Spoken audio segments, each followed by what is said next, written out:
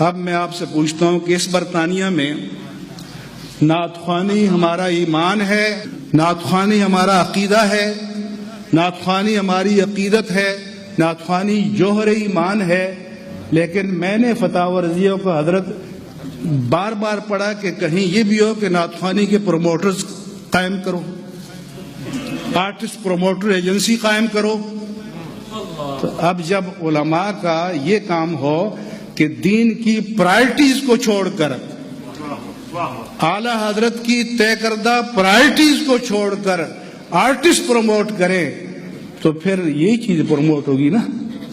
بہت اچھا۔ دین کا سپاہی کہاں سے ملے گا؟ تو میں آپ سب سے سوال کرتا ہوں اور آپ پر اللہ کی حجت کو قائم کرتا ہوں کہ کل اللہ تعالیٰ کی عدالت میں آپ کے پاس کوئی جسٹیفیکیشن اور جواز نہیں ہوگا۔ صحیح بات۔ آج میں کہتا ہوں بینڈ کرے اس کو، ایک نوٹ پھینکنا بینڈ کرو، یا تو گانے بجانے والوں پر جہاں نوٹ پھینکے جاتے ہیں یا ان پر پھینکے جاتے ہیں یا وائزوں پر پھینکے جاتے ہیں، کہ ہم اس بازار کے لوگ ہیں۔ شرم آنی چاہیے آپ کو کہ آپ اس معاشرے میں رہتے ہیں۔ اور میں تم سے سوال کرتا ہوں، وقت نہیں ہے، کہ 5 مرلے کا اگر مکان خریدنا چاہو اور پلاٹ خریدنا چاہو یہاں پر یا پاکستان میں تو 50 ماہرین سے پوچھتے ہو، اور دین کے نام پر 50-100 پاؤنڈ خرچ کرنا چاہو تو کسی ماہر سے نہ پوچھو، جس پر جی میں آئے پھینک دو۔ تو اور نہیں ہے تو کائنات کے سب سے بڑے ماہر دین تاجدار کائنات ہی سے پوچھ لو۔ تو آپ کی نشت کیسے ہوگی؟ اس کلچر کے ساتھ نہیں ہو سکتی اور ہرگز نہیں ہو سکتی۔ اس کلچر کو بدلنا پڑے گا۔ ایک بزرگ میرے پاس آیا کہ تھنک ٹینک بنائیں، فلاں کریں، آپ رہنمائی کریں۔ میں نے کہا میں رہنمائی کرتا ہوں، یا میرے ساتھ عہد کرو کہ اس کلچر کو چینج کرو گے۔ اگر اس کلچر نے ہمیں معراج پر پہنچایا ہے تو گلے سے لگاؤ، اگر اس کلچر نے ہمیں گرایا ہے تو ری وزٹ کرو اس اسٹریٹجی کو۔ اس کے ساتھ میں جب یہاں پہلی بار آیا، حزب التحریر، حزب المہاجرون فلاں، تو کہنے کہ علامہ ربانی آپ نے لڑکوں کو اپنے ساتھ کیا ہے کھڑا، تو MI6 آپ کے پیچھے ہوگی، فلاں ہوگی۔ میں نے پوچھا یہ کون لڑکے؟ عرب لڑکے ہیں، افریقن ہیں، امریکن ہیں؟ انہوں نے کہا نہیں، اپنے میرپور کے، کشمیر کے، پاکستان کے لوگ ہیں۔ تو میں نے کہا ہم ایک کام یہ کرتے ہیں کہ ہر وقت کٹ ٹو سائز کرتے ہیں۔ ہماری تعداد بڑھ جاتی ہے تو ہم کہتے ہیں بندوں کو کاٹ کے پھینکو۔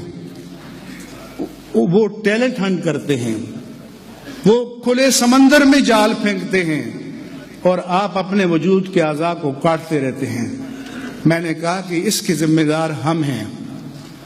ہم تو سوئے رہتے ہیں، وہ نوجوان جو پڑھا لکھا ہے وہ الیکٹرانک میڈیا کو دیکھتا ہے، انٹرنیٹ پہ جاتا ہے، سوشل میڈیا پہ جاتا ہے، پرنٹ میڈیا کو دیکھتا ہے، اور اسے نظر آتا ہے کہ جہاں اللہ کی زمین پر آگ برس رہی ہے مسلمانوں کا خطہ ہے، کسی اور جگہ 1 انچ زمین پر بھی آگ نہیں برس رہی، تو وہ اس کے ذہن میں آتا ہے کہ پھر جرم تو ہمارا اسلام ہی ہوا، اٹھو۔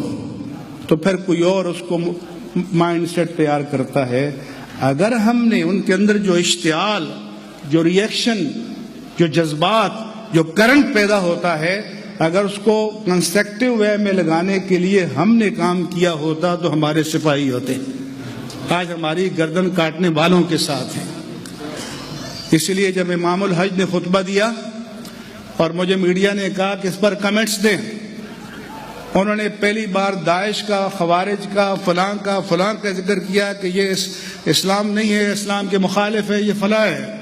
میں نے کہا میری امام حرم سے میرا گلہ ہے، امام حج سے، کہ ہم 30 سال سے اس آگ میں جل رہے تھے، ہماری گردنیں کٹ رہی تھیں، تو امام حج آپ کی زبان سے تو ایک کلمہ بھی نہیں نکلا۔ آج یہ تپش آپ کی سرحدوں کے قریب آ گئی ہے تو آپ کو اس کی حرارت کا پتہ چلا۔ تو تاجدار کائنات نے تو خطبہ حجۃ الوداع میں انسانیت کو امان دی تھی، پوری امت کو امان دی تھی. اور پھر میں نے کہا کہ آپ نے کہا کہ حکمران لوگوں کے حقوق ادا کریں، بہت اچھی بات ہے. تو میرا امام حج آپ سے سوال ہے کہ آج سعودی عربیہ میں جو کفالت کا ادارہ ہے، کیا وہ عہد قدیم کی غلامی کی جدید شکل نہیں ہے؟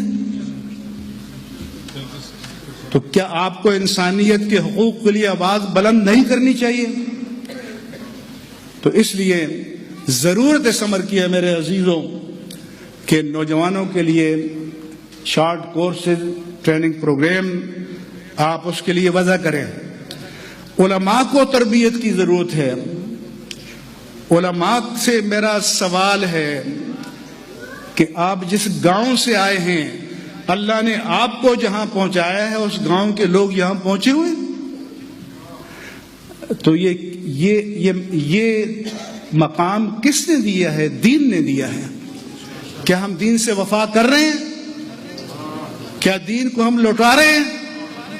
حضور نے فرمایا تھا صحابہ کرام سے کہ انکم فی زمان لو ترکتم عشر ما امرتم لہلکتم.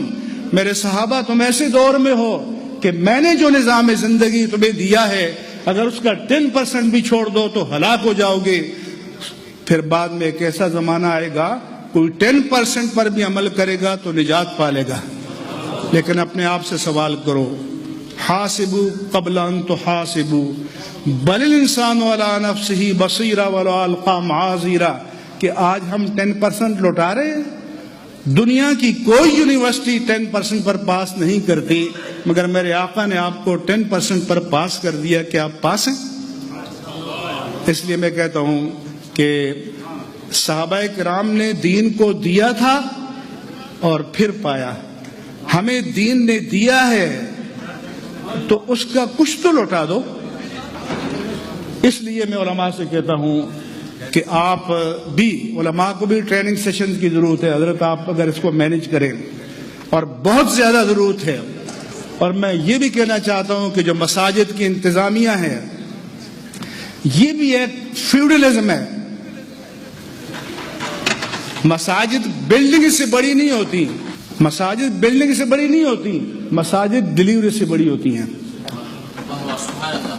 تو ہمیں جائزہ لینے کی ضرورت ہے کہ کس مسجد میں ڈلیوری ہو رہی ہے.